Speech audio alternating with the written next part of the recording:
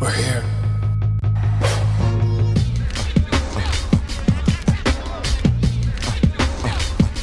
I wish I could give this feeling. I wish I could give this feeling. On the corner.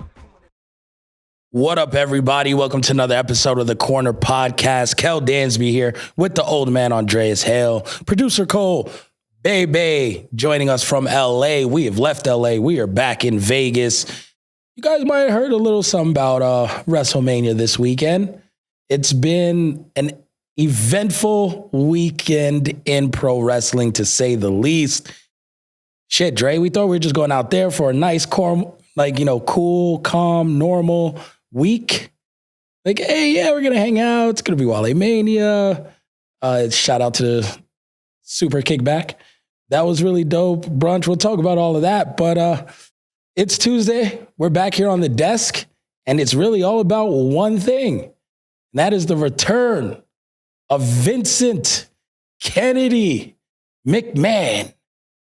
And a new mustache. Yeah, he looks like black hair. Yeah. First of all, for those of you that are listening, my voice is still out from WaleMania the last week, so I sound like I'm doing night radio, so y'all just gonna have to deal with this sexy ass shit. We'll boost your mic. So you guys. It's just gonna be a sexy ass show. Tune in tonight for Barry White and bitches or something, whatever the fuck. But yeah, we just got back and the company got sold. The 80s cartoon villain Vince McMahon is back in the hot seat, cooking. The rumors are true. He seems like he's taking back over creative at Raw. At least for that day. I don't know if it's going to be over after that. We'll see. I mean, no one, every day it's something different. Lord knows. Yeah, and the company got sold to Endeavor when Endeavor originally said, oh, we don't have room in our portfolio for this. Yeah, they do. They opened up those books. Yeah, they opened up the books. So the company's been sold. Vince gets himself back to where he wants to be. He did what he said he was going to do. He said he was back for one reason. When he came back, he didn't lie. Nah. He said, I'm back to help the sale of this, do our new rights deal, which is still coming up. Yeah. And he signed a 2-year deal with Endeavor to be chair of what appears to be the whole new division that they're creating with WWE and MMA. It's weird because I think I saw the structure. It kind of makes him Dana White's boss. Well, no, he's Dana White's counterpart on the other side. Those two things are supposed to be mutually exclusive. Okay. They're only supposed to share any changes that we're supposed to see are not going to be, on TV. They'll be behind the scenes. Yeah. So PR. Yeah, combining. Staffing, you combine two entities. That's always kind of going to happen. Yeah. The staffs will change a little bit and all of that goings on. But it's not supposed to change on TV. Triple H, shout out to Sean Ross Sapp, held a meeting internally with the WWE staff and the wrestlers and everyone, said nothing's going to change here. He went out for Raw open. Nothing is going to change. We've just been bought and it's a good move. Mm-hmm. Immediately after, stuff changed. I love the reports. Listen, I feel bad for some of the people in the locker room. Uncertainty with your job is never cool. I know this now currently firsthand. Like having that comfort with your job is always great. The status quo is great. I wish everyone in that locker room the best, no matter what. I want the best for them. Outside of that, I'm an agent of chaos. Like this for talking heads like myself, for people who do what we do, for those that we know, like Sean Ross Sapp, like Denise Salcedo, like everyone I busted open, everyone in our ilk. This is the stuff, unfortunately, that makes us money. Everything going hunky-dory in sports is kind of like, well, all right, like what are we talking about? These are the times that people will be talking about 30 years from now. And we get to be the voice of those times. So I don't know. Speak for yourself. I'd rather it just be the way it already was. We could have came here talking about Cody Rhodes and how pissed off everybody was that he lost. Yeah.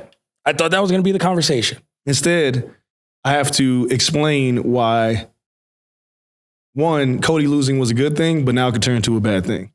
Because immediately Brock Lesnar nerfs Cody on Raw. I like that program. I don't. No? No. The only person who benefits from this is Brock Lesnar. Okay. I just thought you have to drag this to SummerSlam. Nah. Unless Cody's going to beat Brock clean. Yeah, I think he should beat Brock But dude, to me, Cody signed the deal with Vince when Vince was in charge anyway. Like Vince, it's not like Cody's a Triple H guy. Like this was kind of all put into plans before Cody got hurt and everything. Like Vince was there.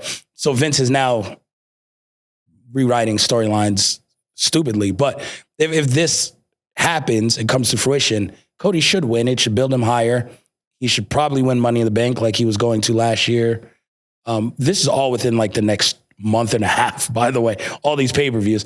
Cody should win Money in the Bank. And then you have a SummerSlam program with him and Reigns. The problem is that those belts are gone from now between then. And Roman's just cutting promos with the Bloodline doing the handiwork. I mean, but look at it like this. We'll talk about WrestleMania, what we thought of everything, but if Cody beats Brock now and he wins the title, who does he work?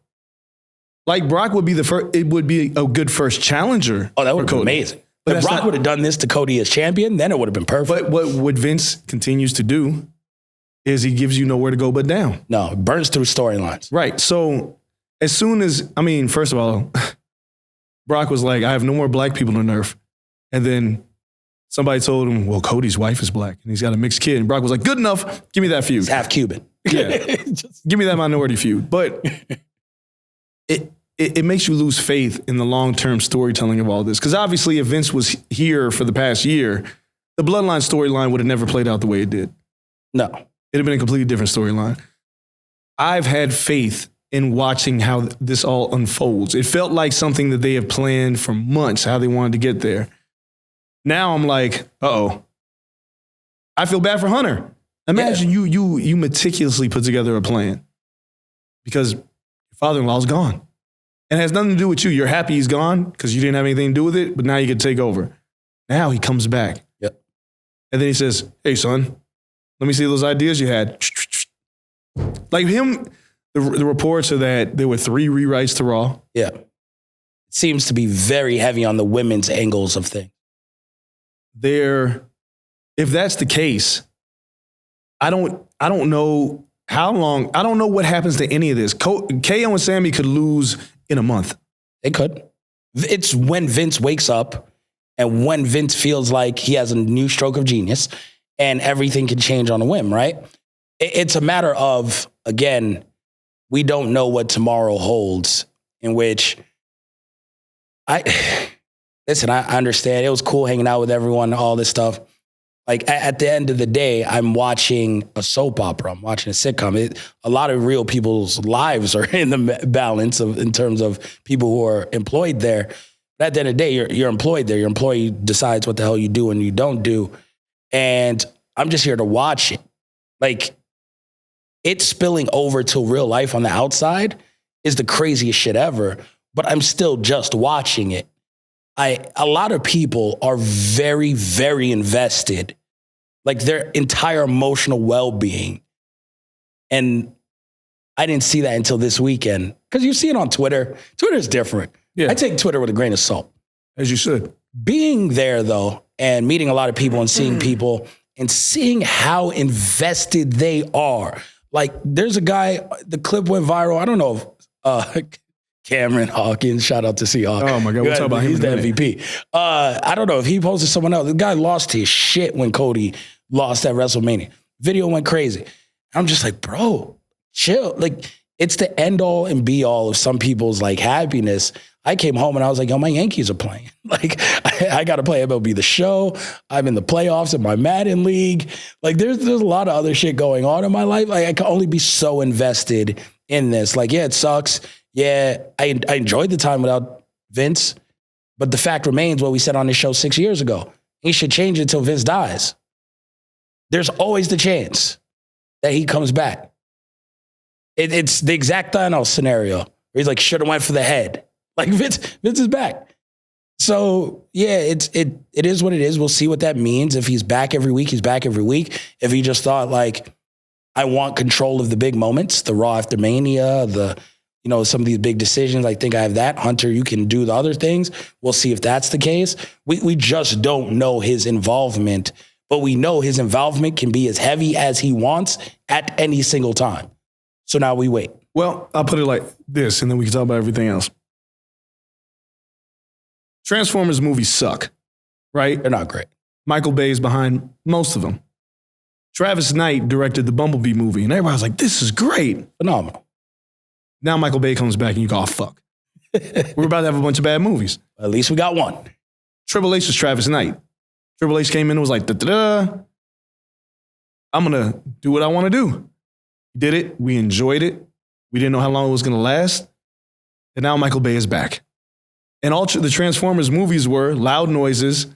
Like, it was the loudest movie I ever saw. Thin on plot, loud on noises. And now Vince is going to be back doing loud noises. Nuanced storytelling, probably going to be out the window. It depends what he wants. I don't know. Dude, it's Vince. There's no way he's going to say, I'm coming in this week and I'm gone next week. I don't know. If he says Brock needs to be champ again, Brock is going to be champ again. 100%. But I'm here for the ride.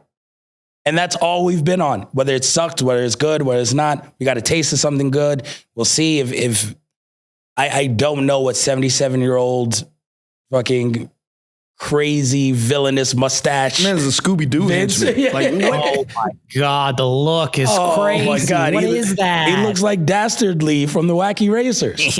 Yeah. But he's like 77. It's like, That's bro. it. And he dyed the hair black. Someone pointed out the eyebrows. Right. Like, yo, he's on like How to Catch a Predator, 80s cartoon version. He's the epitome of Oh my God. I could do whatever I want.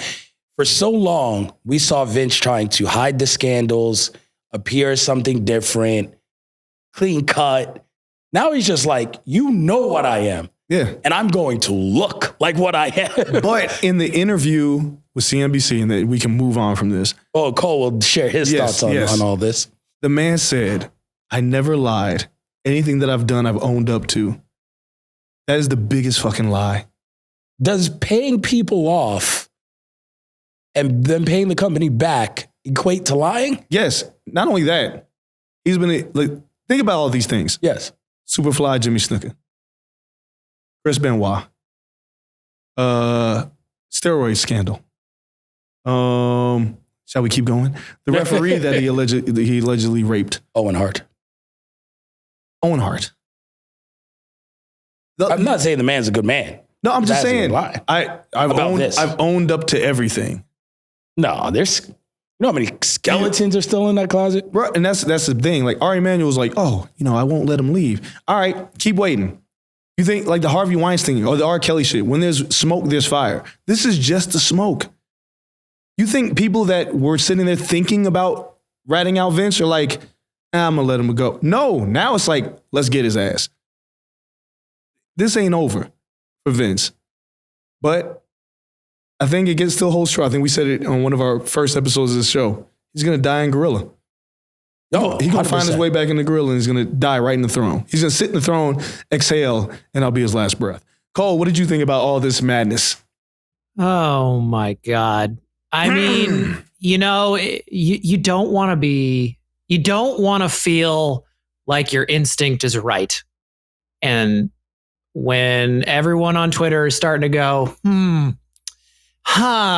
this is all starting to get a weird feeling, isn't it? I want to say, like, really the moment it all happened, like those murmurs really started was the second that Omos and Brock Lesnar were booked. And everyone went, oh, well, that screams one individual. Yeah. It's incredibly discouraging. The guy is a fucking shithead. Let's straight up. And he just gets to keep winning. And it's incredibly frustrating. It's got to be frustrating for Hunter. And you think about, you just start to kind of play like the tea leaves and go like, well, like when did the whispers start coming back? And I think back to October, November. And when we're bringing all these people back and they're all Hunter guys, yep. We're bringing people like Bray Wyatt back. Bray Wyatt's an interesting person to kind of look at as far as all of this is concerned, because again, there was there was going to be this investment in Bray Wyatt's story and where it was going to go. And it just seems like there was a point once we got to Rumble that it went completely off the rails to like in a very Vince fashion of, we don't know what to do with them. Firefly Funhouse. Let's have him do the Muscle Man dance again. Like everything just started feeling really weird kind of going into this. And, you know, I think, and we're going to talk about the main event because there's a lot to dissect there, but I think, you know, one way or another, no matter which side of the fence you feel about that, you feel worse about everything that happened in that main event now that you know that Vince is back hanging around. You mean the main event of WrestleMania? Or yes. Okay. And I think, well, because again, like depending on whatever side it ends up on, like you have, like we want to have faith in the storytelling going forward, right? And now Vince being here, like you said, Dre, it just kind of throws everything up into the sky. But how involved will he be? And we know that this man is a perpetual liar, so he's lied already before in the past about stepping away from booking. So, you know, SmackDown and next week's Raw is going to kind of be the litmus test of all this stuff.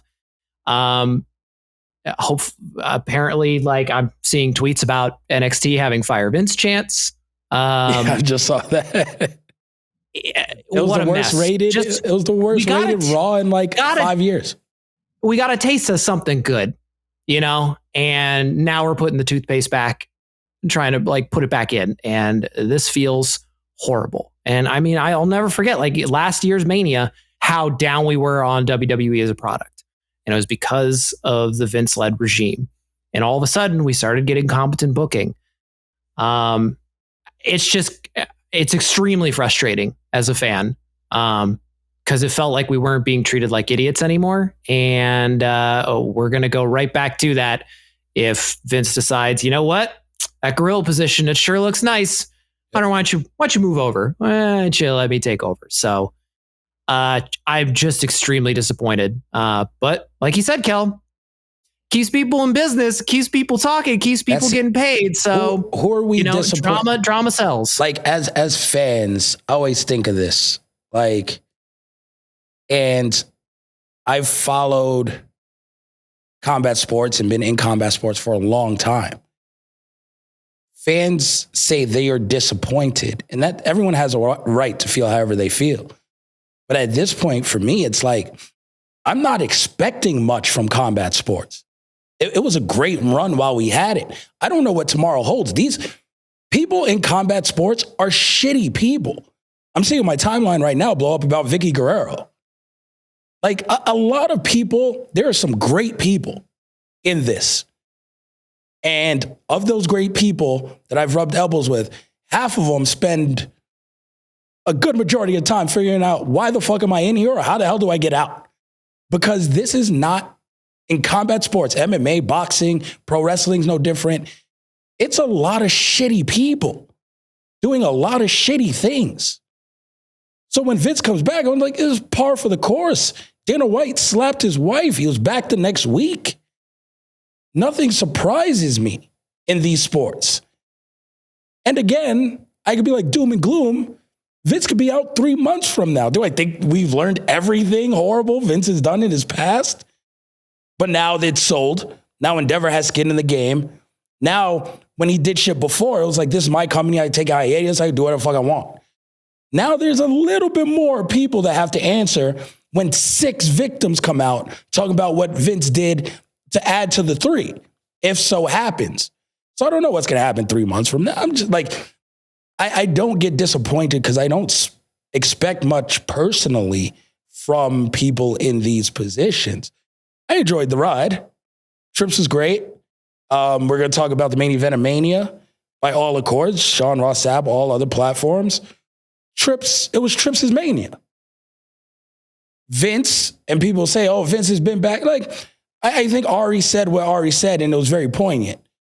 I wanted Vince back. Vince said, I was comfortable walking away.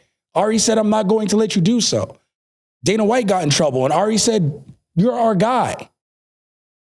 If people want to be mad, be mad at Ari Emanuel. By the way, if anyone's, ever seen Entourage, there's a depiction of this Ari character. Good luck being mad at him and thinking he cares. I mean, like, his guys are his guys. Yeah, but and he wanted Vince around, and we got Vince back. Like, this, to me, it's just one of those things where it's like Triple H had his Mania. For some reason, Cody didn't win. We'll talk about that against Roman. He has a plan for that. But this is what happens sometimes when you think you have a plan. Because I'm sure if Trips knew Vince is coming back on Monday, taking over, and my whole long-term booking could be out the fucking window because Brock and Cody's going to be there and I have no control, he probably puts the belt on Cody on Sunday and says, I'm ending my story because I might not have a Monday. All right. So there's a few things I'm going to refute. One, we all should be disappointed. And I said people would be disappointed. No. What I'm saying is because we had hope, right? For fans of combat sports, I don't think, as on my journalistic side, is never going to let me settle for bullshit. Yep. I'm not going to settle for Dana White slapping his wife. I'm not going to settle for the MAGA-ism of MMA. I'm not going to settle for Vince coming back. As you know, we'll talk about WrestleMania, we spent a lot of time with some good people, right? Oh, great people. I'm close to a lot of good people in these companies. So if there's anything that's going to prevent them from winning, I'm disappointed. That's the journalism friend side. But as a fan, you should want your companies to be better. And if you see a person who's been accused of sexual harassment, rape, and all those things keep winning, yeah, I'm going to be disappointed. Because not only that, he's a shitty storyteller. He's not good at his job. It's time for you to go. It was time for you to go. I don't believe for 1 minute Vince was ready to go. And he was okay with leaving. That's all bullshit to me. Him coming back to sell the company was to get his seat back. So he manipulated the system. And he found somebody who liked money more than morality, bought the company, and said, you can't leave because that's how you make me money. Because what Hunter and, to a degree, Tony Khan do is they're not doing it to make money in the way that Vince does it to make money. Like, Tony's a maniac. He does it as a sandbox for what he loves. Money. Right. Like, he's got money and he's like throwing it because he likes wrestling. He's fantasy booking whatever he wants to do. But he's not doing it to sell. Like, he wants it to win, but he's not doing it for the casuals. Triple H, there's a balance there, as we've seen. He was like, oh, it's pro wrestling. These motherfuckers should pro wrestle. Right? Vince comes in. Nick Khan puts stuff on the mat to make the money. Like that's Nick's job. Yep. Right? Hunter's job is like, let me book creative. You worry about the rest of that shit.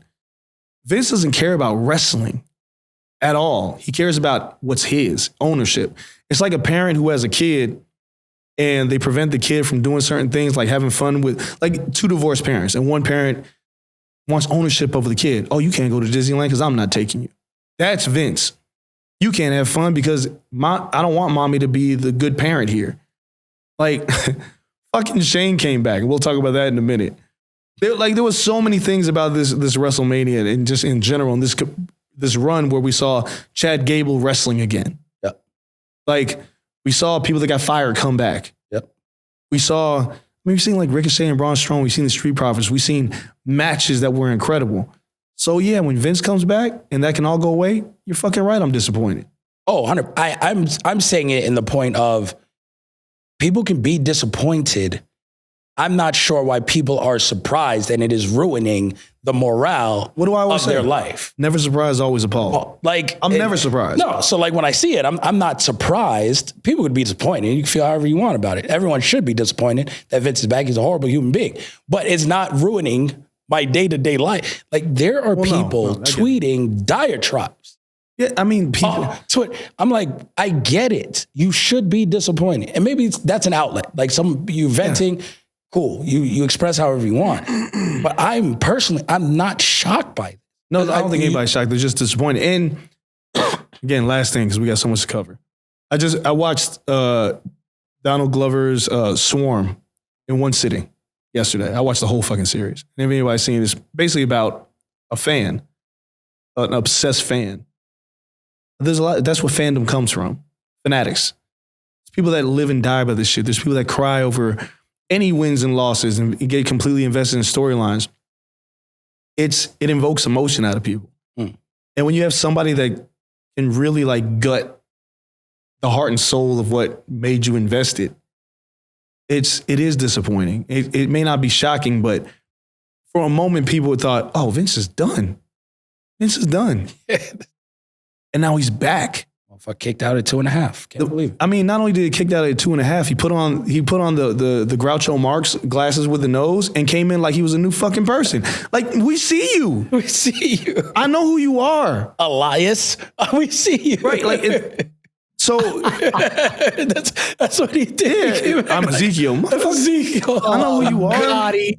Oh, God, when art imitates life. Shit. It's ridiculous. But again, we'll see what the future holds. But let's go backwards to WrestleMania. Yeah. Where do you want to start? Fuck it, we got to start with the main event. Main event. We're going backwards. Before you start that, you got to start it correctly. So, what do you guys want to talk about? Oh, man. Cody Rhodes finishing the story, but not finishing the story. Yes. Wait, before we start, I told y'all. It's on wax. I told y'all that. I didn't just tell y'all this when he won the Royal Rumble. I told y'all this last year. Yeah. I said if he wins the title, he has nowhere to go. Like, and people are still in my mentions. Like, it is. There are two things that people in my mentions about right now. Cody Rhodes losing and the LSU Iowa situation. Like, people will not get out of my mentions about this. I didn't even see you tweet about that. Oh, yeah. It's bad. It's a lot of racist shit in my comment. Both angles, both sides of things. But I told y'all, like, it wasn't, I'm not telling you, I didn't hotshot book this. I could see it. Cody beat Seth Rollins. And I was like, well, Cody's going to win this title. He can't win it too quick. Because what's the point of him going undefeated and winning the title? Because then what? Yeah. And if you watch everything, yes. First of all, Sami Zayn getting as hot as he did, they knew where they were going with this. Like, people were like, put Sami in the main event at WrestleMania. No, Cody was always the plan. Always. Credit to Cody because he stayed white hot through that entire build and did not let Sami overshadow him. He did a great job. But the Bloodline's a story. The Usos, I call both of those main events because you'll see how this plays out. Maybe not. maybe. But they hinted at it on Monday. Right. Where like Roman's grandstanding them now. And yeah, you want to let the Usos in. Yeah. Like there's a plan here because there are fractures within the bloodline. Like, it's like the NWO when there were like fractures in the NWO, but that was booked horribly towards the end. Well, there's time. But there's absolutely time. But Roman beating Cody while people are upset about it because Cody was white hot. Did y'all forget how much y'all hated Cody before he signed with WWE? Did y'all forget how much you dislike white meat babyface Cody talking about liberty and cutting his promos and shedding a tear? Like, this worked for 3 months. Y'all wouldn't have been invested in Cody if he would have won this title. It would have made it lasted a month. Trey, people didn't like him last month. Right. When Sami went to Elimination Chamber, the people that said, it's Sami or nothing. Right. Sami's not in the main event. The hell with Cody. I don't want to see anybody win. They hated Cody in this main event a month ago. Right. Yeah. Now he loses and it's like, oh my God, you didn't like him a month ago. You said Sami, he's never going to get over. You didn't put Sami there. He's going to be buried. The whole storyline is over. And then y'all grew right back into it. Right. So before we even get into the match, like let's look at the narrative. Let's look who Cody's father was. Who couldn't Cody's father beat? Ric Flair.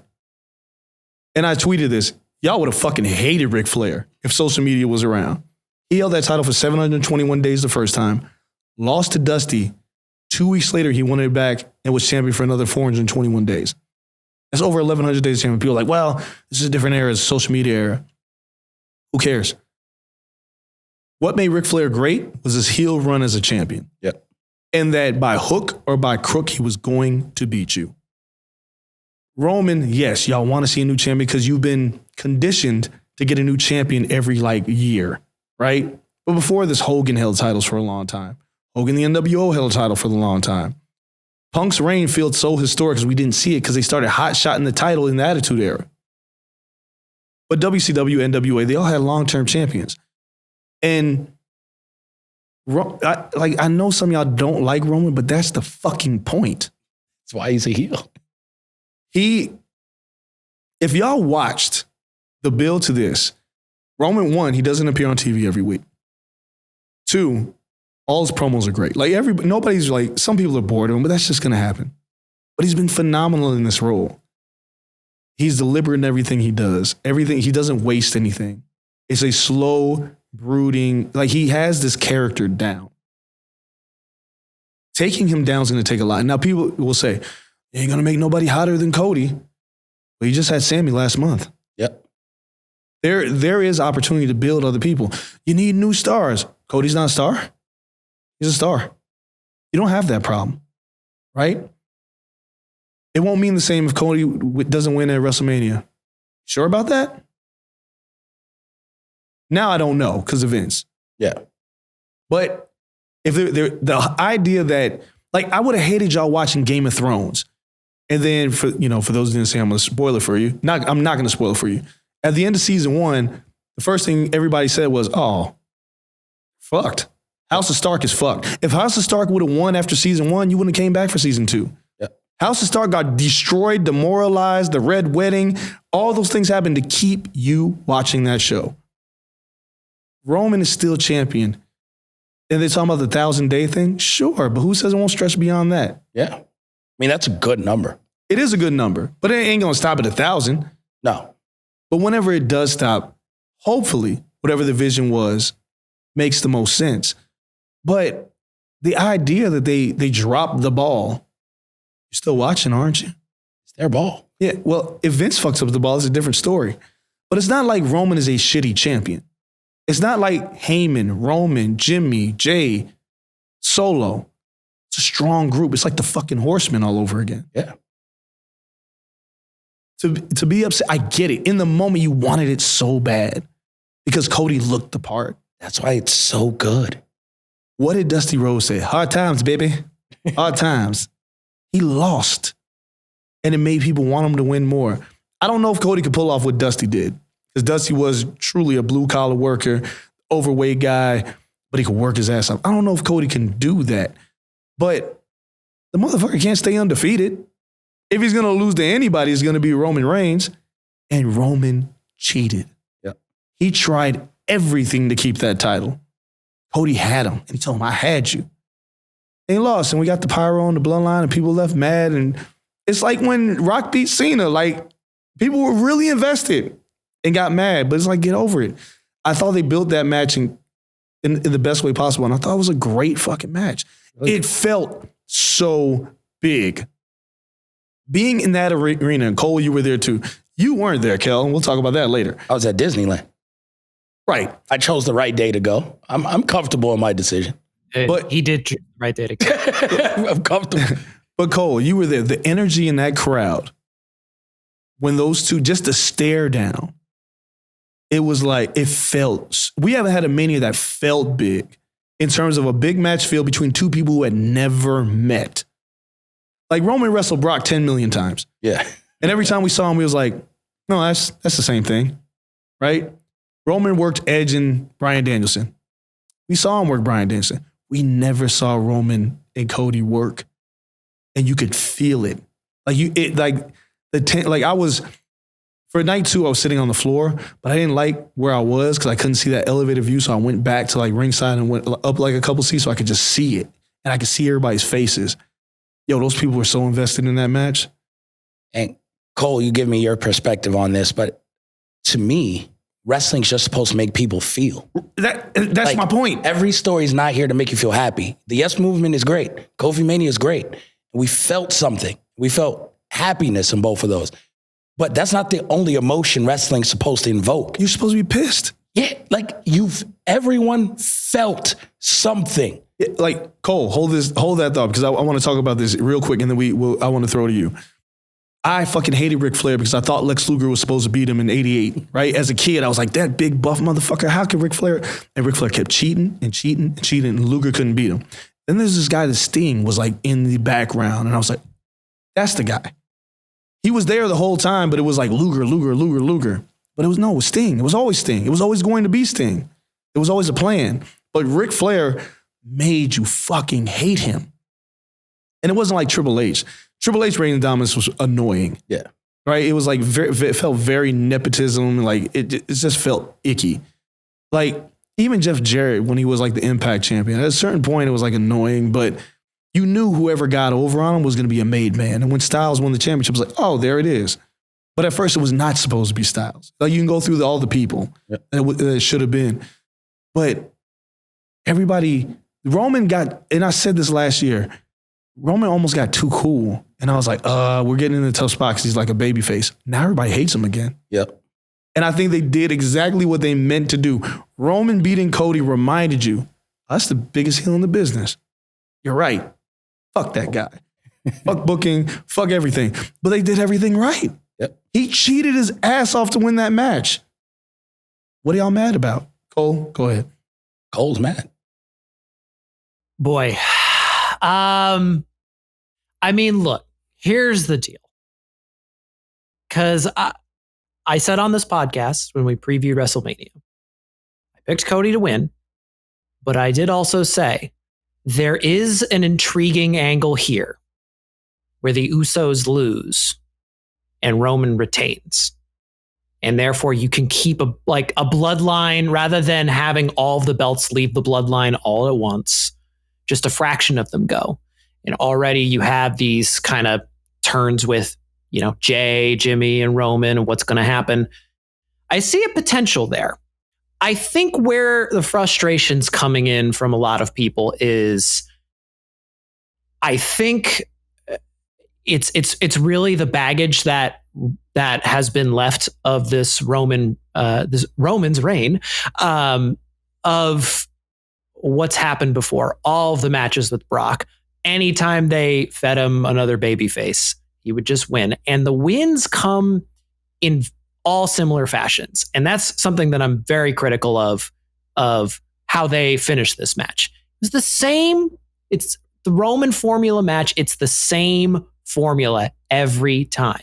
It's not that he cheats to win. It's that it's everybody comes in.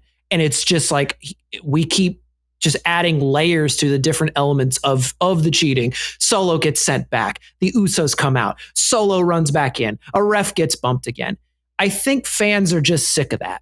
And I think that's what really added to the dejection of what happened Sunday night. As far as how do I feel about it? I mean, it's really conflicting because I get what you guys are saying as far as, and I think, Kel, you may have tweeted this, but like, we've been watching New Japan. We're used to this, you know, where it's like you lose those first couple times at those big events and then you come back the next year. And it's like, it's all about the comeback. So I get that.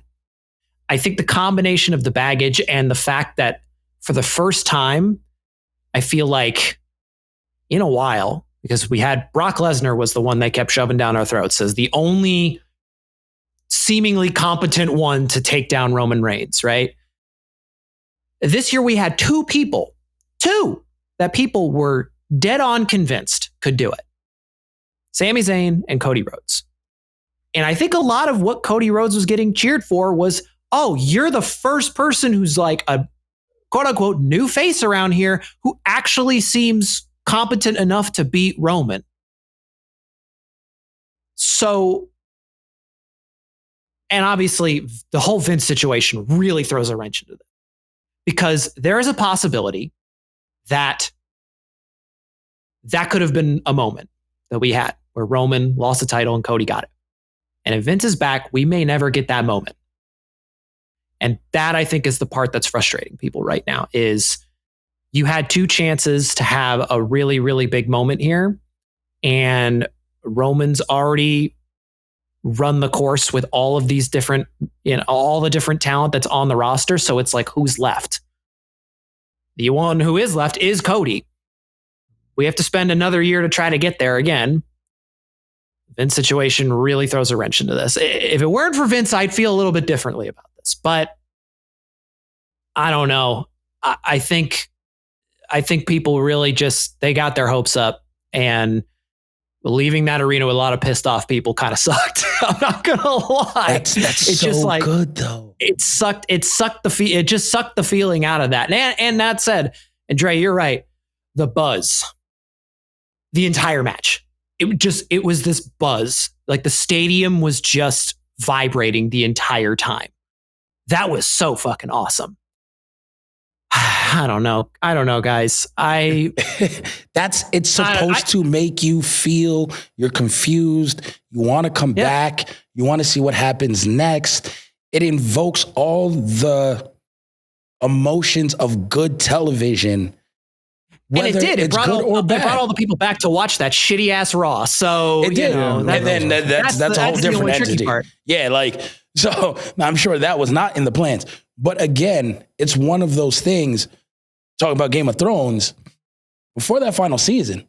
Yeah, that finale, boy, I'm ready. There's a good dragon, there's a dead dragon. I'm like, I don't know what's gonna happen. I was ready for that final season. Final season hit, ends up not being great. No, not at all. But right before then, it wasn't a happy ending. Like every season was miserable. Miserable at the end, but you had to watch. But it was about the journey, right? Here's the other thing, and I keep talking about Ric Flair for a reason. Ric Flair cheated the same way every time.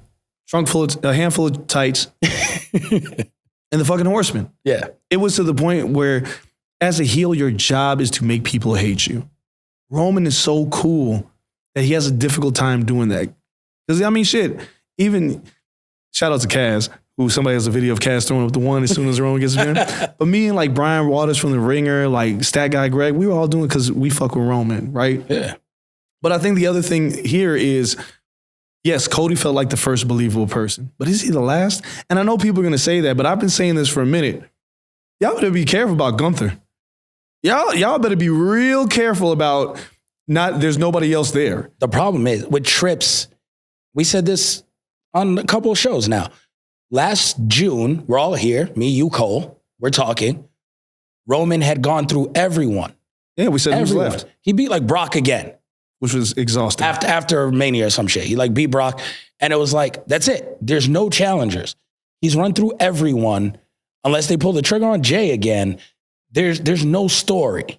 Right. There's no one to challenge him. He's not in any threat.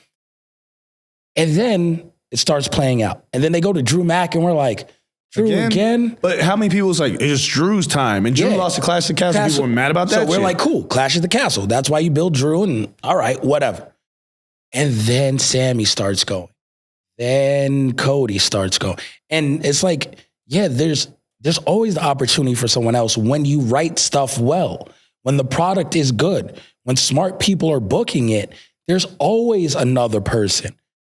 The problem is with Vince, he's not a smart person booking anymore. So he only books, okay, this must be Brock to finish this. This must be the same cast of characters. Oh, we got to bring back Goldberg to do, like, he didn't have the ability of building new, fresh people. No, he didn't want to do that. He had it's who puts butts in seats in his mind, who has the most cachet, who has, like, people don't care about that. Who looks like the guy in his mind. Right. And that's not how it is anymore.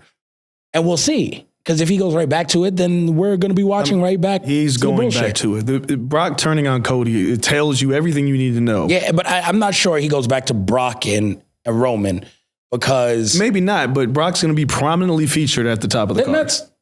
I don't have a problem if it is to put other people over. Like, I don't need him in the mid-card forever. Like, I think he's a really good, like... I get what you're saying, but what I'm saying is, you never know with Brock. You never. Right? Like, you never know with Brock and Vince. Vince looks at Brock and was like, you should be the one. And Brock was like, you're right. How much are you going to pay me to be the one? And then he's going to get paid and he's going to do it again. Ford Field. Right. Brock Roman, but here's the thing. As people who watch, like, episodic television in Game of Thrones or whatever show that you watch where you're trying to find the good guy to win, or for those of you who watch Snowfall right now, you're trying to figure out who's going to take down who. The story's already written. Yeah. just because we want something to happen doesn't mean that the writers go back and was like, you know what, that's what they want, so we're going to fix it. Now, people say, what about Kofi Mania? Well, Kofi Mania was different. Kofi Mania was different because it happened by accident, and they realized they had something. And Bryan Danielson wanted to put Kofi over. We talked about that with Hannafin right here on the show. That was a different thing. Daniel Bryan wasn't the guy. He was just a champion who had a secondary belt. People say, what about Daniel Bryan winning? Well, he's just the best wrestler in the world who got held back for all these fucking years. Proud to hijack that one. Yeah, but it was nobody wanted Randy. Nobody wanted Batista. Ever. I'm not saying that they got tired of him. Nobody ever wanted them. Roman Reigns, we wanted him as a heel. Y'all wanted this. Yep. Like we desperately wanted Roman as a heel, and we got it, and it's been good. And it's like, all right, Cody's the one. But like I said before, what if Cody wasn't the one? And y'all got this wrong. What if Sammy wasn't the one? It's okay for them to be the one. They don't have to be the right now. No, well, that's what I'm saying. Is again, Cody has to lose at some point. The motherfuckers had like 7 matches in WWE. And somebody was like, well, what about his Stardust? I don't care. This is a different Cody Rhodes. Yeah. The question becomes is, what's wrong with seeing something special? Right? Well, people don't want that. Because once you get to 900 days, when is the next time someone is worthy, right? In general, to get to 900 days again. Roman has been that good. I don't care what anyone says. If you wanted it over at WrestleMania, that's cool, but you would not have complained about the first 900 and some odd days, because that was perfect. Well, some people, they just like to complain. Before then, you can't say shit. This 900 days, the bloodline build, everything has been perfection. Now, if you get to a number like 1,000, people are like, oh, it's 1,000. Who cares about the number? I care, because when can you get there again? Same thing with Gunther winning. I hope he passes Honky Tonk Man.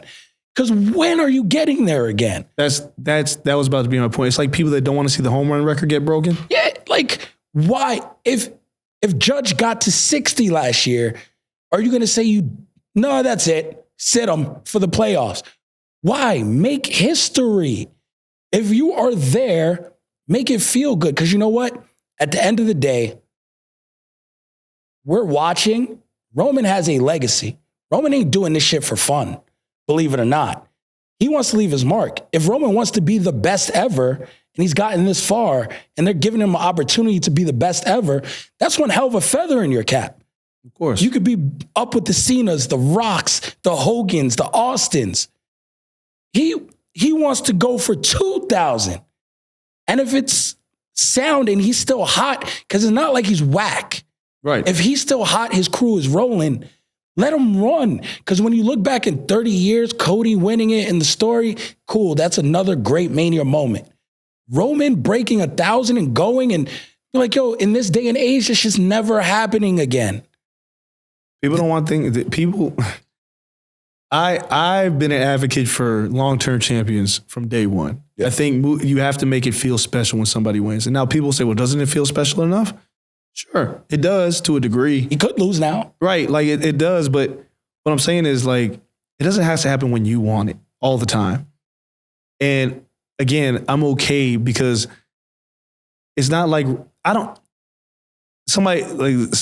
was just going through a lot of Twitter mentions between racist shit and this, and people were like, well, because babyface champions are very difficult to keep on top. We got tired of Hogan. Everybody got tired of Hogan. It was the same fucking thing every time. People were like, what about Stone Cold? Stone Cold was different because he was an anti-hero. We liked him because he was a badass, right? He was a heel first. And eventually the fans kind of turned to babyface because we just liked him too much. Babyface champions are hard to keep because in this day and age, we like our people to be flawed. We like them to be heels and assholes and be sarcastic. And that's kind of what Roman is. Sammy winning the championship would have been a great moment. But that's what it would have been, a moment. Because it would have been really difficult to keep a title on Sammy. Not because he's not a good enough wrestler. It's because he hasn't done enough. This is going to sound strange. He hasn't done enough in the ring in terms of success to make you believe he could hold that title for a year, right? It's not like they had heated him up for it. Like he was, remember, before he turned on Roman, he was the guy eating the pin, or he was the guy getting beat up.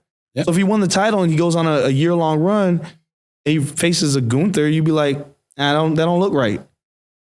In everybody's mind right now, there's nobody that can beat Roman. Everybody looks at Roman as like, well, who looks like they can beat him? Who's had enough success that when they get in the ring, you go, all right, that makes sense. Sammy winning the title would have been a great moment, but like 2 months later, they would have put him in with Brock, and you'd be like, oh, wait. So it would have been Kofi. Hold on. Now, unfortunate. In the case of Cody, he's only got a couple wins under his belt. He's only got like 3 feuds. No, he doesn't actually. He has like 1 feud and a possible, like him, Roman and Seth Rollins. That's it. Let them, and I know y'all want it, but goddamn, it's okay. It'll come back around. Vince excluded. It won't. I don't know if it'll come back around. We have to. But the show's not stopping. This isn't a show that stops. It doesn't stop. So there will be a champion. He will lose it, whether it's the right person, the wrong person. There will be another champion after Roman Reigns. 20 years from now, there'll be another champion. I was thinking about this on the way here. Vince's last good booking decision was 20 years ago. What? Since 2002, just that time frame. Austin went heel and it was fucked. Oh, everything after 17. that sucked. Yeah. But we're at the point where it's around 20 years ago, maybe a little after Austin, he caught like a nice little mojo. I give him till he had the SmackDown 6 for a while. He ran into something. 2002 is when shit pretty much went shitty. 2002, 2003.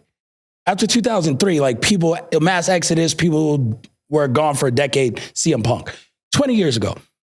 Before then, before 2003, Vince was on a heater from 96 to 2003, where shit was clicking. He had stars. He was making new stars, all this stuff. Vince was Triple H then. He had his NXT run. He was building new stars. Everything was great. You couldn't, people were going to WCW Monday Night War. It was his zenith. He was hitting on shit left and right. Every Foley character hit. Austin hit. Rock hit. Trips hit. He was on fire. Kane hit. All that shit. Take our 3 iterations at a time. All of them hit.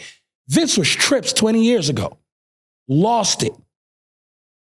And now we're seeing him trying to recapture that and take everything. But everything's cyclical. So Trips is hot now.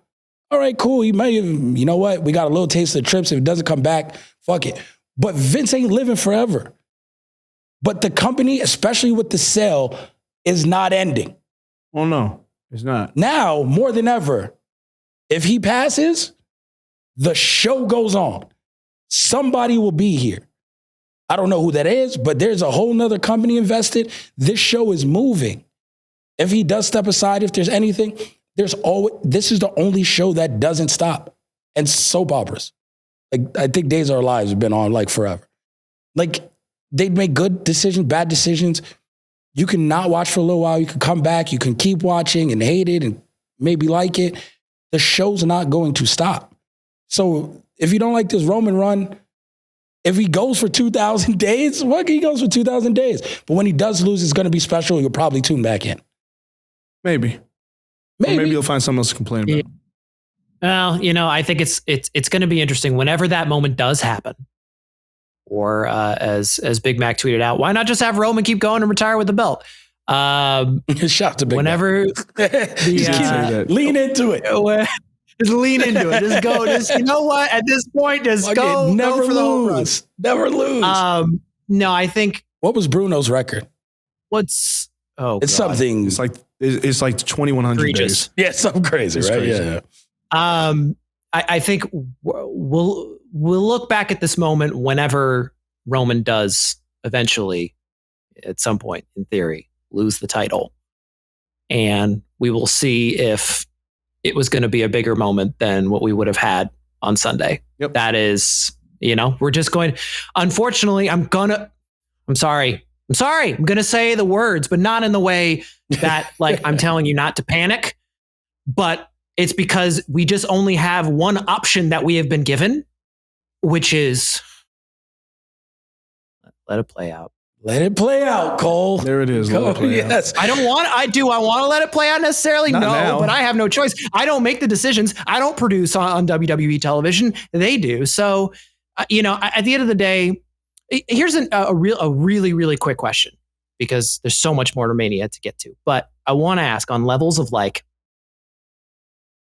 because I feel like the last time I would have seen like this many people like upset, confused, this kind of garnered emotion would have been the streak ending. Yes. Yeah. What do you guys think is like it's not as, I don't feel like people look at it quite as like negatively as they used to, but when it happened, everybody I was feel mad. like that was a streak moment. I feel like that had to have been close Yes. of like what crowd was feeling. Yeah. Okay. The streak ending. I wrote about this. I don't know if the articles, I wrote about it on my website. I said it was the best decision in pro wrestling because nobody fucking saw it coming. Because it was one of those things where it was like, Brock's part-timer. It became a foregone conclusion that Taker was going to win. Yeah. And then he lost. And everything about that moment made it perfect. Because not only first of all, if anybody remembers, it wasn't a great match. No, it was horrible. Taker looked concussed halfway through. Taker was concussed like 10 minutes He in. was. But it wasn't a great match. The other thing is that we had got conditioned like whoever wrestles Taker, because if you remember, people wanted Punk to beat Taker. Yeah. Bad. I thought Bray should have beat Taker. Right. Well, people thought, right? Afterwards. So when those two things didn't happen, we started going, he's going to retire undefeated. So when they booked the Brock match, you remember most people met it with like apathy. It was like, him. But in reality, if you look at Brock, if anybody's going to beat the dead man, it's him. Yeah. Now, when it happened, there were so many think pieces that came out of how Undertaker should have retired undefeated at WrestleMania. But you can't get that moment back because who was on the call? Michael Coale was on the call and just laid out. When Taker got picked, the streak is over. That's it. Laid out. And the camera panned into the crowd. And The black man. Elias had the face that we'll never forget. People were mad for like 3 weeks. But now, the moment was played over and over and over and over again. And we're over it. Because guess what? Nobody cares. Undertaker retiring undefeated at WrestleMania, who gives a shit? It was that particular moment. And if you look at it in the right light, all this happened when, I guess, Vince convinced Brock, it's time to do another run. Because immediately after that, Brock became champion again. And Brock became an attraction. Remember, Brock murdered John Cena. Yeah. There was a lot of shit that was happening with Brock. Really good SummerSlam, man. And Brock was the guy, but he was always the guy. His commitment level wasn't there. But when his commitment level was back, it was like, oh shit, he should have beat Taker. So this is on par with that in terms of like shock and awe, because we all thought it was a foregone conclusion. I didn't, that Cody was going to win. It just looked like it. Well, who else is going to beat him? Cody. It's a new fresh face. You can make a star. You can make the guy. And then he fucking lost. And everybody was like, and you'll get over it, man. You'll get over it. Shout out to Emilio when he tweeted. He was like, pro wrestling is about swerving people. That is the crux of pro wrestling. And I want to tell you, like you all got worked, you marks. Right before we move on, and we're going to talk about like all our other stuff about WrestleMania week. But Big Mac, when he tweeted that, it was me, him, and MVP standing there talking at a bar, like in the bar after WrestleMania, which is crazy because everybody was there. And me and MVP are talking about UFC this weekend. And Big Mac interjects and he was like, what if Roman retires undefeated? And MVP goes, what the fuck do you mean? And Ryan starts explaining it. And MVP was like sitting there, was like, well, our business isn't built like that. Our business is to eventually, you got to give it to somebody. But Ryan was like, well, that's never happened before. And MVP was just like, yeah, but that's not the rules. And Ryan's basically like, fuck the rules. What if he just retires undefeated? And then everybody's like, well, what is he going to do? And he's like, whatever he wants.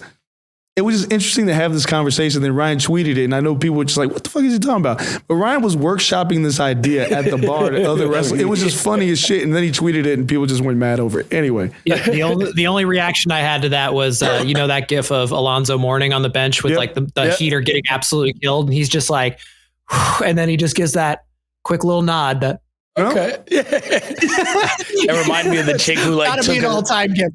she took a sip of the soda and he was like, Yeah, no. Yeah. Yeah, like it's like one of those, like, you know what? Dude, I'm not against it. And watching MVP's face work through Ryan explaining this shit was like the best. Like MVP's in like a tank top. Posted a picture. Ryan took a picture. He was like, "You should take," because I don't like taking pictures. But Ryan took a picture of me and MVP, and that's what MVP had looked like right before.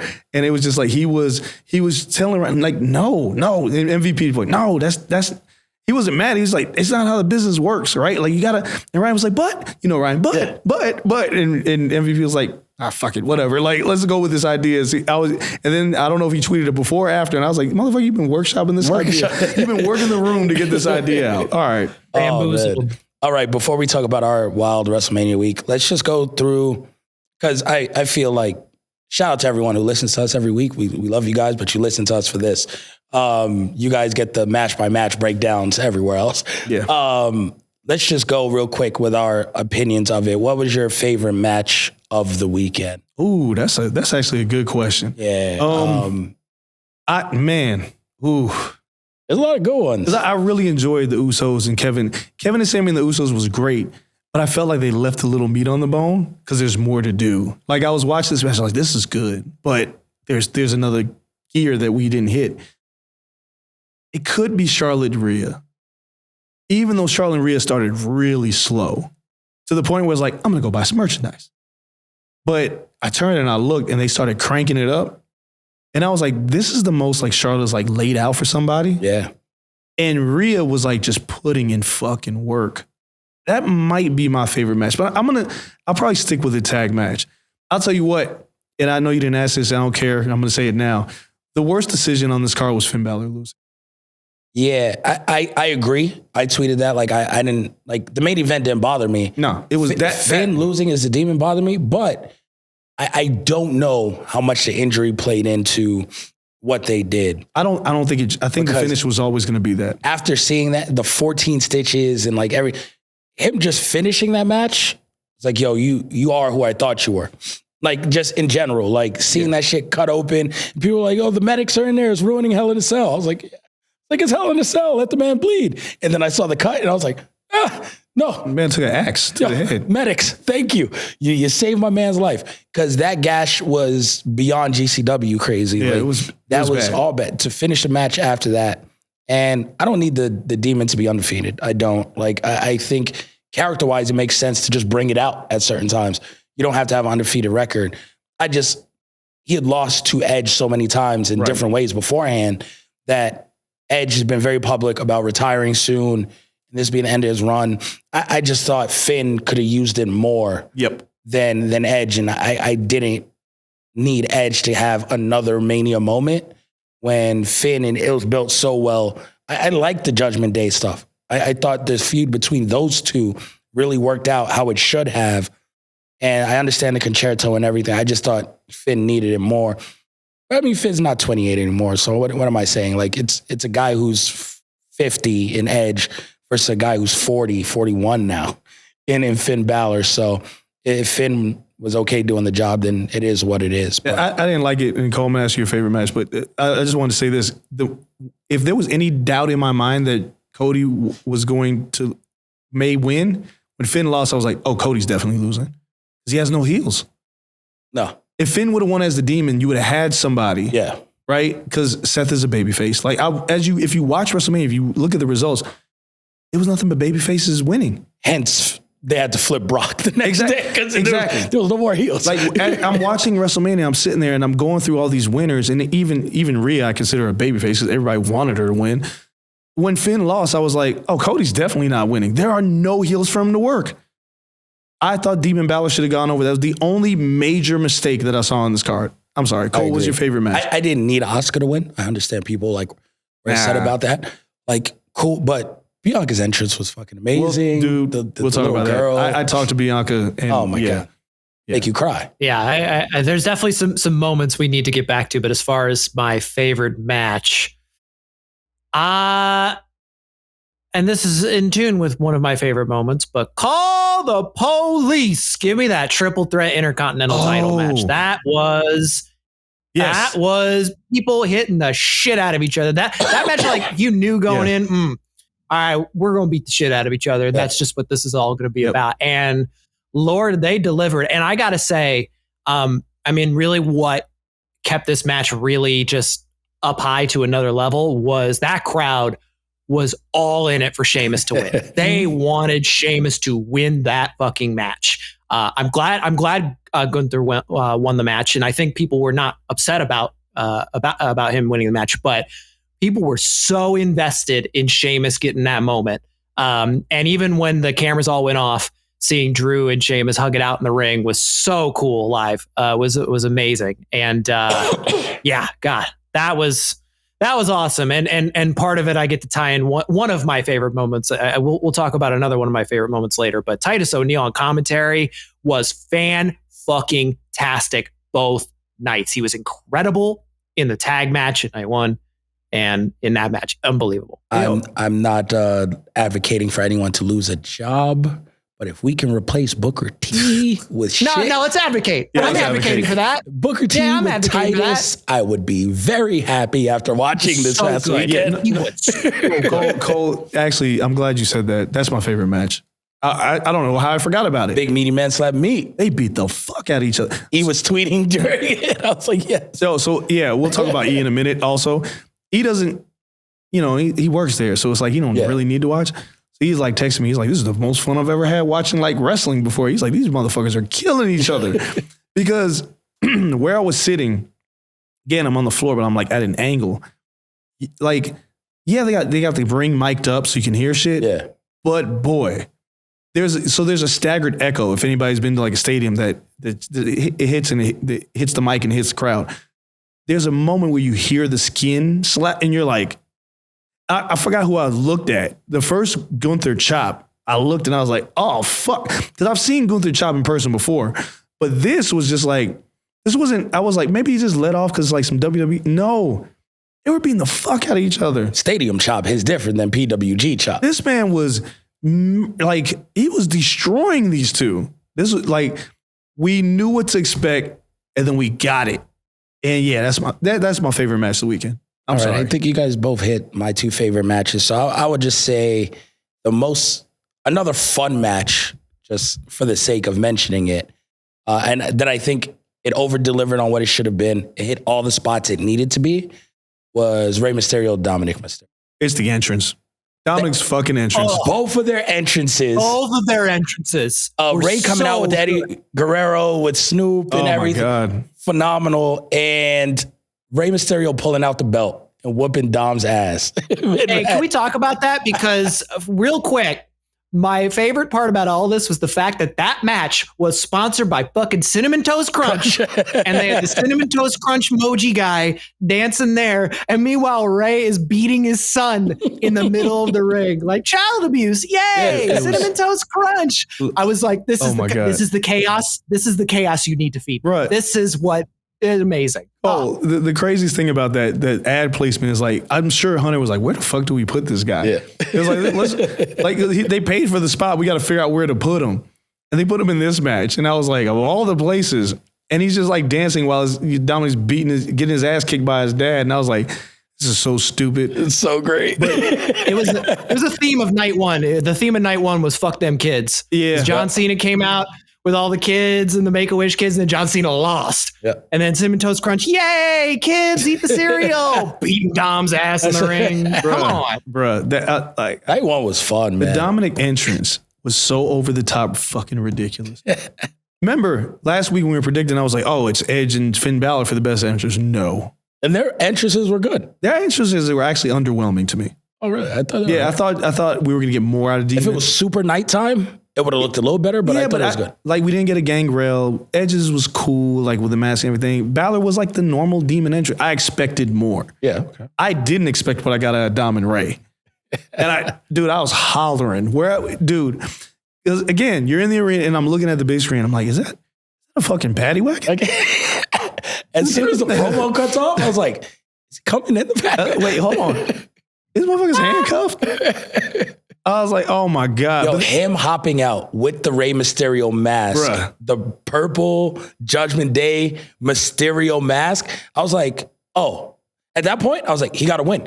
Because how does he not come out with this mask every time? Because it looked so perfect with him in the shackles and the Mysterio mask. I was like, he got it. For this one night, he figured it out. And the match delivered. Rollins versus Logan Paul was good. Logan Paul doing the Shawn Michaels entrance, the Prime bottle, KSI taking the bump. That shit. First of all, KSI. First of all, once again, if Logan Paul decided for any reason that he wanted to dedicate himself full time to pro wrestling, the guy's the man. But he doesn't have to. He has really no reason to do this shit full time. He's really good though. He's really good. But that particular spot with KSI dancing in the stupid ass Prime thing, as Seth Rollins is laid on the table and you see Seth Rollins reaching over. Yep.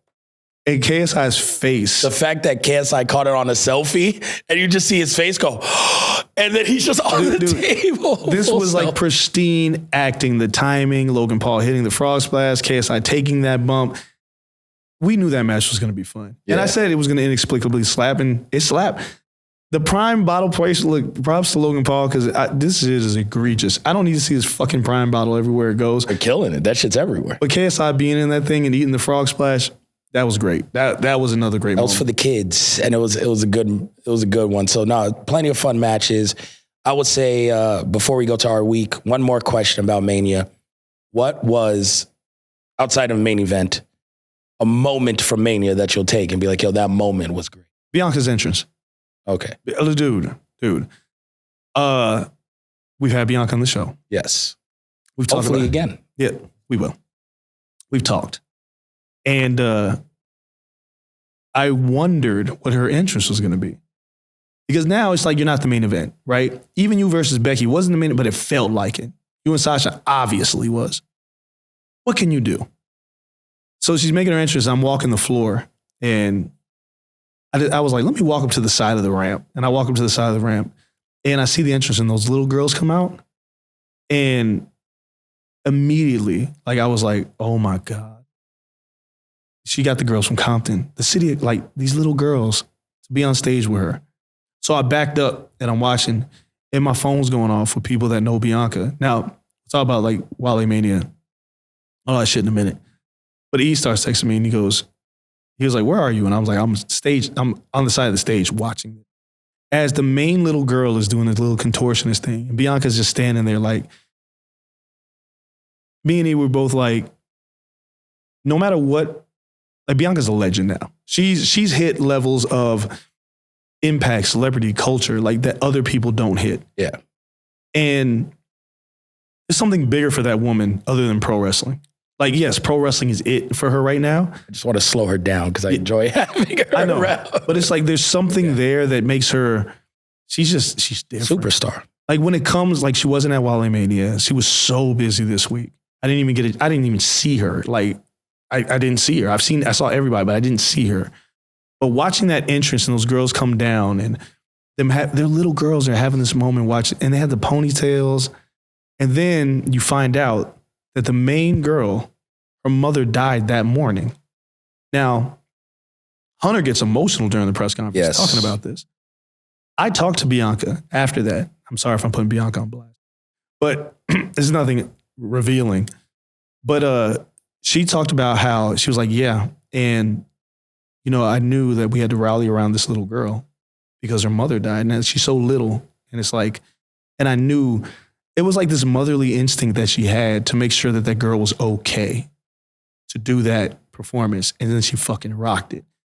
To be like, you see it happen like in the NBA, like my dad died, I'm gonna go play for my dad. But to be that little and your mother is gone. And to see like Bianca is like, we had to rally around her and make sure she was good. And then she came out and she did what she did. That's the most memorable moment. It's the blackest moment. We've had some black ass moments in WrestleMania history, but it was the girls from Compton. That never happens without Bianca. It doesn't happen for anybody. Because who would think to go into the inner city and get some dancing girls for your entrance? Yeah. That was my number one moment by far. Bianca is different. She's special. Yeah. She has such a pulse on what matters. Oh yeah. And she's black. Like that unapologetically black is so cliche. But it's her. She makes her own fucking gear. She's incredible. Cool. Yeah, that Bianca moment was really special. And it only, I think between that, I mean, really, like all the moments with the kids were awesome. Is that the John Cena losing after having that is kind of silly afterwards. To do the job. I mean, right. that's what it's all. That's really what it's all about. But you know what? Hey, let's talk about something that's really stupid. You guys want to talk about Shane McMahon? Hey, yes, that was going to be my moment. Now that he took Bianca. Shane McMahon's music hits, so I literally just get out of my seat and I go, what? The pop was insane for Shane O'Mac, though. What is he doing here? He's not supposed to get a pop ever. Again. What is happening? That was the last straw for Vince. God. That's when Vince was like, you know what? I tell you what. Hunter, your ass is out tomorrow. This was an inside job, okay? Something happened backstage. I don't know what it was, but like someone went up to Shane and was like, tapped him on the knee and was just like, do good out there. Do good out there, Shane. Break a leg? Oh someone planted that injury, man, and he blew out his knee. Or I guess he tore a quad. So he did like father, like son. Like father, like son. All McMahons need to get their quads checked. Just offer it. That's like preventive. Yes. Yeah. And also those that are married to a McMahon as well, because Triple H is also torn one. How about Snoop Dogg?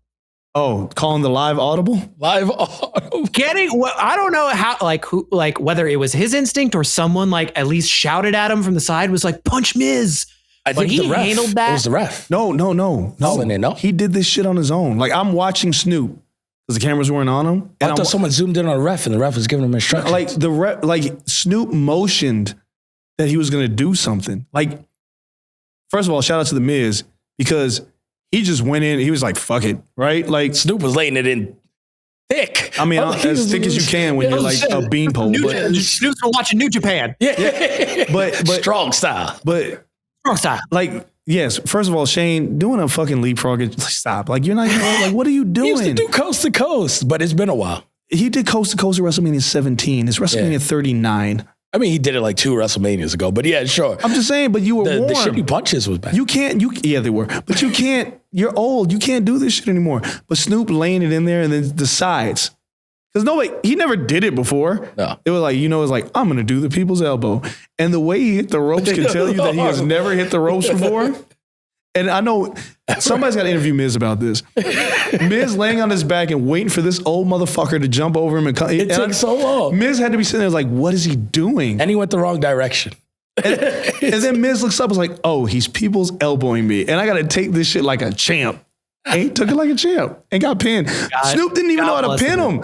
He didn't even know how to properly hook the leg. He just kind of laid on top of him. Oh, my God. What a moment, Cole. Oh, holding up the belt. That was it. That's LA for you. That's live TV. So way to go, Snoop. Way to save WrestleMania, man. Way to save it. Man. Shane O'Mac. If that is the last we see of Shane O'Mac, how shitty is that? Or how great. We got to bring him back. I don't know. It beats him being the final 3 in a Rumble. It beats him being in the final 3 in a Rumble. My man went into that Rumble with glory. He was the greatest wrestler on the planet based on booking in Saudi Arabia at one point. The man blew his quad. He wins tournaments. Like, dude, he did the leapfrog. And when he went down in such a heap. And I just started laughing. Oh, my God. He popped right back up. Like, he was just like, nah, I'm going to shake this off. Yeah, and it was like, no, bro, you old. You can't do this shit. Humble. Oh, it was a I know, rap. he thought he was like, not like my dad. Yep, just like your dad. Not like my dad.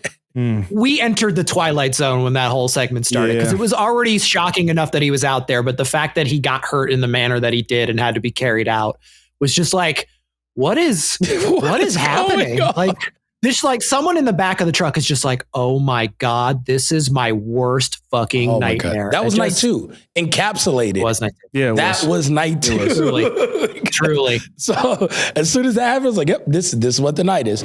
So, all right, we have a couple more minutes, like 10, 15 minutes to go. Let's talk about our week. Oh my God. Down in LA.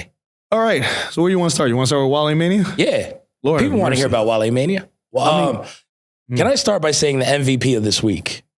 Oh, it's Cameron Hawkins. Cameron Hawkins, Seahawk on Twitter.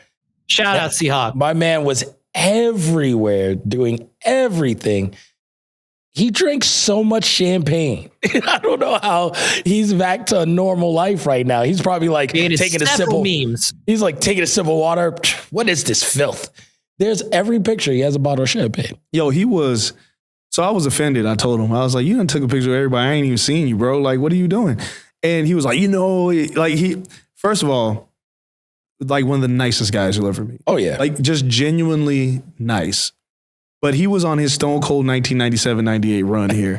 Because that motherfucker wasn't going to he was not going to be denied into anything or involved in anything. Like the man was everywhere. He came to our joint, which we'll talk about in a second.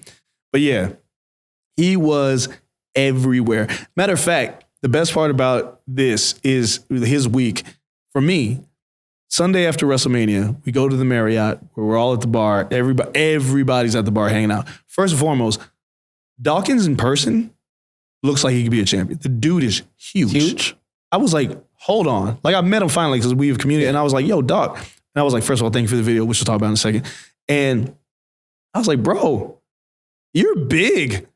And it made more sense the way he nuked Braun Strowman at WrestleMania. Yeah.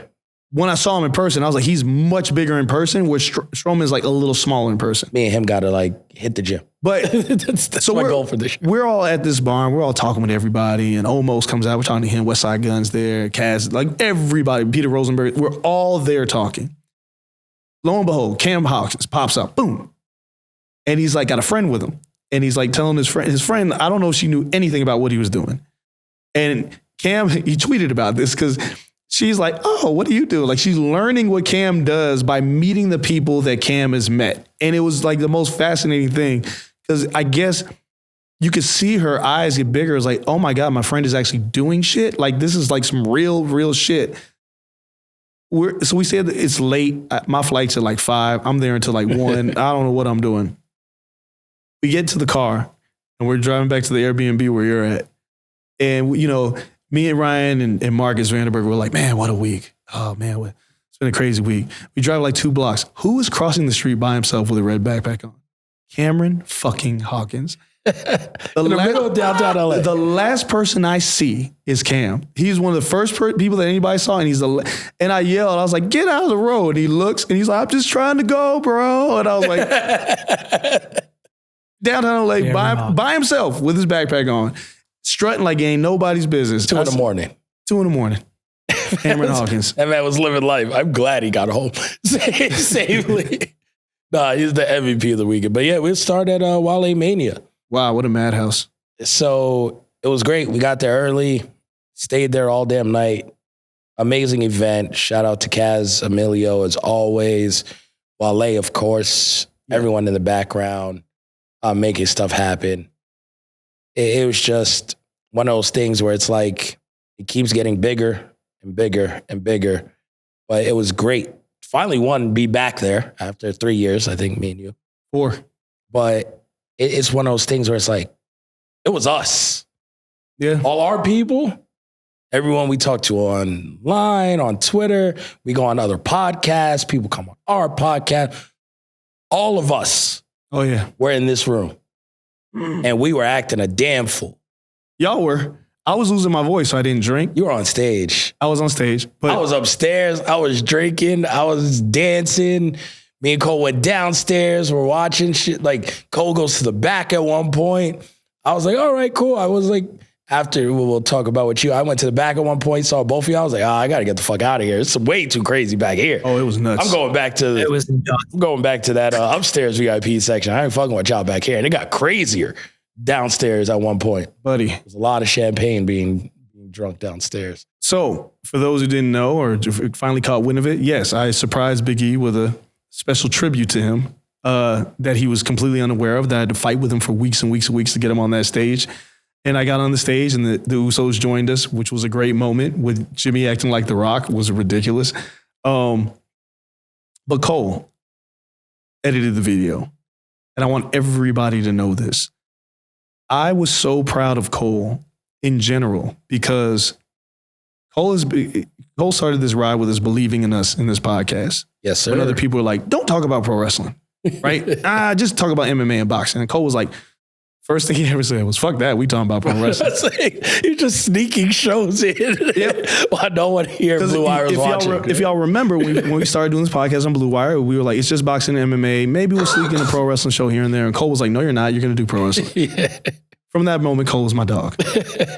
And for the past, all this time has gone by. And I was gathering videos for E's tribute. And I was like, what am I going to do? And I was like, hey, Coale, what are you doing? And can you edit this video for me of all these people? Bianca, like Baron Corbin, Tez, Renee, Tom Hannafin. I sent them all these videos. Amanda was on that. Yeah. That was hard. But Coale edited this video just on the strength. And I wanted to make sure he got his flowers because he did such a phenomenal job with it. Because I just had a bunch of fucking videos and pictures, right? Like Kofi Woods. They just sent me like a ton of shit. And I'm sitting here with like a ton. And I'm like, I can't do anything with this. And I gave it to Coale. Coale had to edit the videos down, do the transitions. Like we went, and he delivered. He fucking delivered. And I'm putting you on blast right now, Coale, because Cole's on stage with me, right? Oh, he knows it. And Andrea, who shout out, also produced WaleMania, she's fucking incredible. I love her. She was everywhere too, and it's amazing. She was. Finally met her, love her to death. But Andrea, me, E hadn't got on stage yet. I don't think. Was he? I don't think E was on stage at this point. Woods is texting me. Woods is like, get it. He's like, we're gonna get him. We're gonna make him cry. Like Woods wouldn't stop. So we're getting ready to do the video, and Cole's like, he's standing there with his hands on his hips, and I could tell he was nervous. I was like, he's nervous. But I've seen the video. Actually, no, I didn't see the final version of the video, but I saw a good cut of it. I was like, he's got nothing to be nervous about. And I just wanted to watch him during that moment. So we trick E to get on stage. Emilio's being a ham. He's on stage. The Usos are on stage. And then, I'm losing my voice. So I'm like telling Emilio, we got to get through this. My voice is about to be gone and I'm not going to be able to introduce this shit. I introduced the video and little thing ticks and I look over at Coale and Cole's like nervous as shit. Like he's like biting his lip and he's like looking at the screen. And I look at E and E looks at me and gives me that you motherfucker look. And I was like, and I look at Woods and Woods is like, we got him.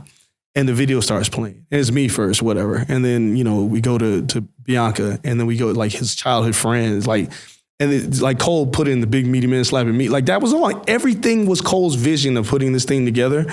And yeah, he let it go a couple. Yeah. He said he did it when it was dark. Yeah, and he said it was too sweet. The video was too sweet, so I can't whoop your ass. Like he was like, so I can't be mad because it was such a sweet video. But this was Coale, man. It could have been trash, and it was fucking incredible. And people chanted, and E gave a speech that he wasn't expected to give, and I just wanted Coale because more than anything else, I've always when Coale got it on this ride. If y'all know me, I like to open doors for people and give them opportunities if I can. And for Coale to do that, because at that point, it's up to you to deliver. And Coale fucking delivered.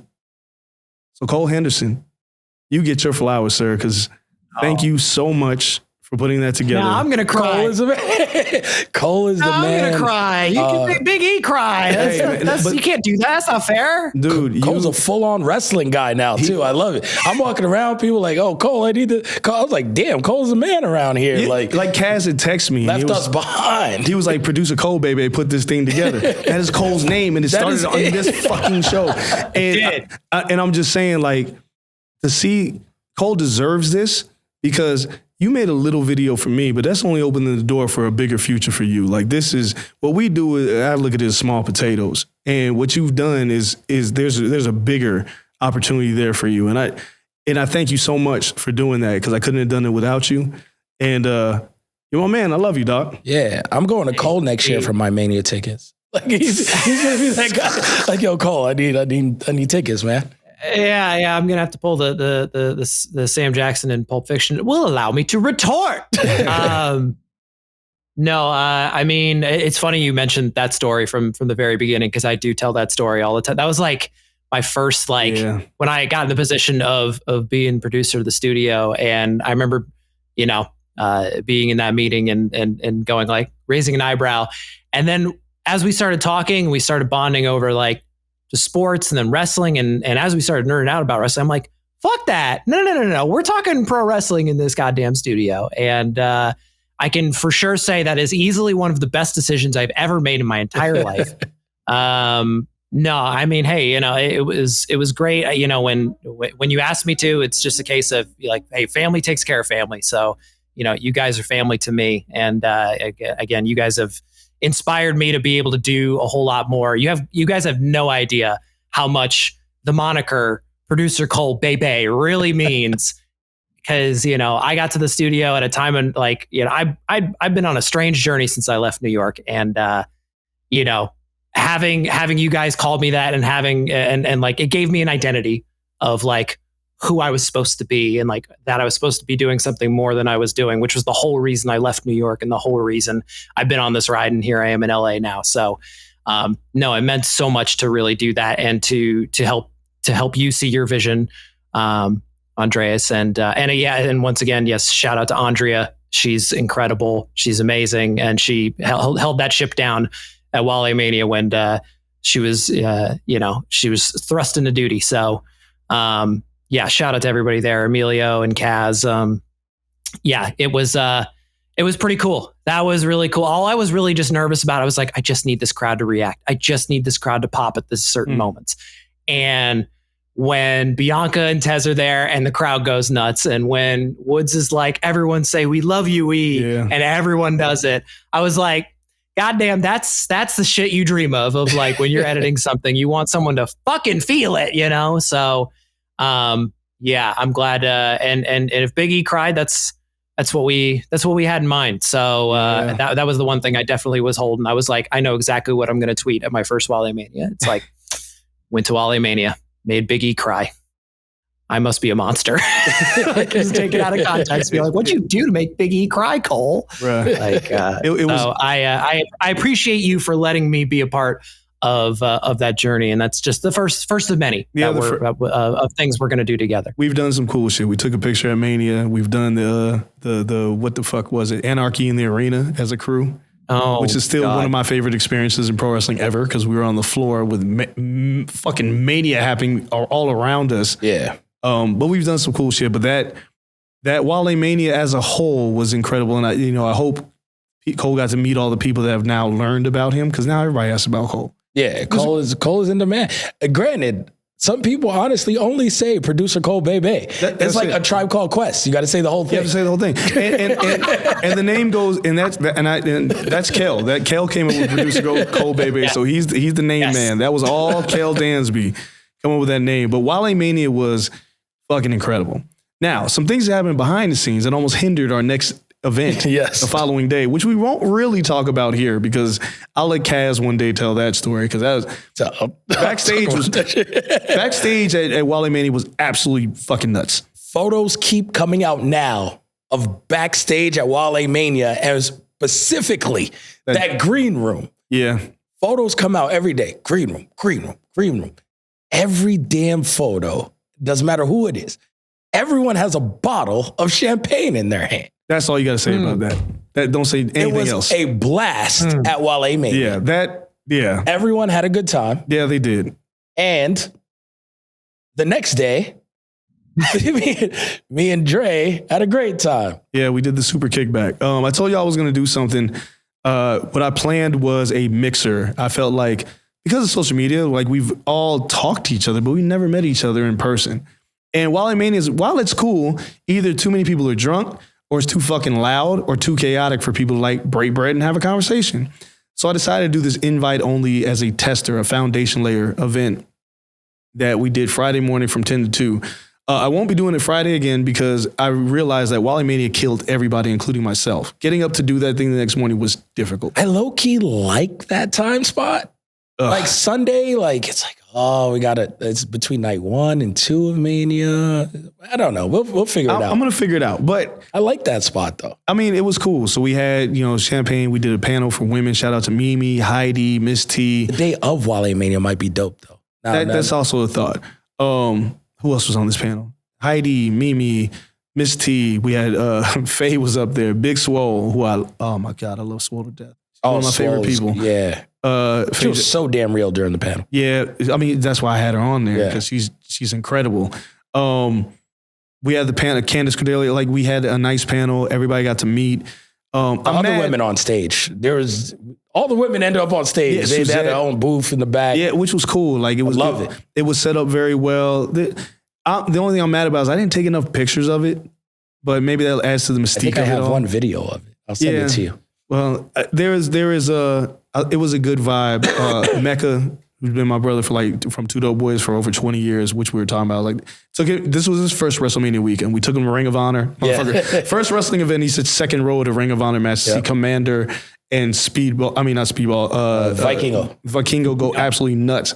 I'm like, you're never gonna look at wrestling the same again because after you sit in the second row in your first show, you came with me to Mania. That was dope. Yeah, did all that, but the Super Kickback first annual got the green light. We're doing this again. And it's going to become a brunch event, and it'll still be invite only. So it's going to be the Rock Nation brunch for pro wrestling. But so many people were like, what was this? Why? I need to go next year. I can't wait. That was the plan. Shout out to Cameron Hawkins, who's doing like random toast all night. I love it. So the first toast. It was a walking meme, man. Holy shit. With the London crew? Oh my God. The video of the toast in the back. So we're getting ready to like end it. And we have one more bottle of Bel Air left. Pour it out for some people. Shout out to Bel Air for sponsoring this. Yes. And I was like, we just have the bottle left. And we have another bottle of liquor, some rum. And I was like, I'll have like some of the rum. And I give Cameron, I was like, you have the bottle here. And he's pouring the bottle out for everyone back. He's like, no, we need another toast. I think he ends up giving like Reg the bottle. Shout out to Reg from Grab City. From Grab City. Shout out to everyone from Grab City who was there. He gives Reg the bottle. He just pours like a comically large amount of it in his cup, and he's doing this. So Ryan McKinnell has one video. Mega Ran has another angle. There's 5 different angles of this one toast to end it in the back. There's a photo, which Lord knows who has this photo. I don't know who has that photo. Of all of us out back. And it paints this picture and like this ambiance, and it like encapsulates what it was, because it was that thing of like, not everyone was there, but the people that were, it was for us. It was so dope. And next year you're gonna get bombarded with requests, because now it's a thing. Like the Super Kickback brunch, people were like, I gotta go to that. It was because it's one of those things. I didn't know who was gonna show up. Right, and the place only held like 150 people, and I think we ended up with like 90 people in there. And I think some people just called me the last minute. I was like, yeah, swing through. But it was one of those things. I was like, I didn't want to make it like a big deal because I didn't want it to fail, quote unquote. I just wanted to have people there. And the vibes were good. The music was good. And we ate some, you didn't go. You didn't go. You